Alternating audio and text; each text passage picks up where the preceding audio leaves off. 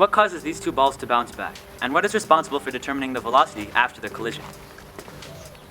We need to learn about something called momentum, or more specifically, the law of conservation of momentum.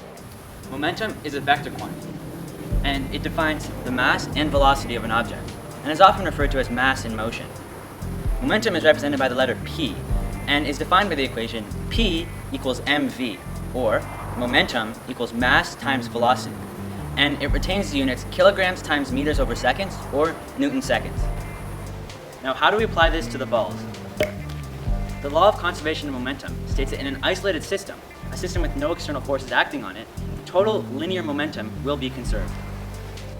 What does it mean to conserve? Well, let's say my sister Maya has 7 cookies, and I have 3.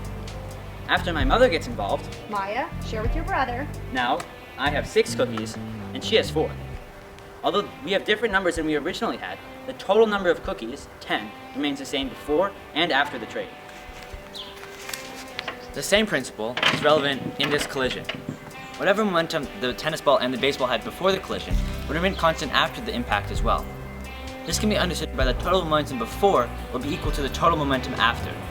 Since there are 2 active members in this collision, the tennis ball and the baseball, the total momentum will be the momentum of the tennis ball, which we will label P1, plus the momentum of the baseball, labeled P2. We can take this a step further and rearrange the equation. First, we have to look at the momentum before the collision, and we can actually make it easier to use. As we know from before, momentum equals mass times velocity, so we can replace momentum in the equation with mass times velocity, or mv. Now, the equation will be P before equals m1v1 plus m2v2. The momentum after the collision is a little different. The masses have remained constant, while the velocities have changed. So now we will have the momentum after the collision be m1v3 plus m2v4. As we established before, P before equals P after, so therefore we are able to set these two equations equal to each other. We have successfully set up the momentum conservation equation. Now we can plug in the numbers to visualize it better. These numbers aren't to scale, they are just there to ensure you understand the concept better. Let's say the tennis ball has a mass of 5 kilograms, and the baseball has a mass of 12. Finding the velocity is different. As I mentioned before, momentum is a vector quantity, which means it takes into account the magnitude and direction, which is the same as velocity. So in this case, before the collision, the tennis ball is moving right, and the baseball is moving left.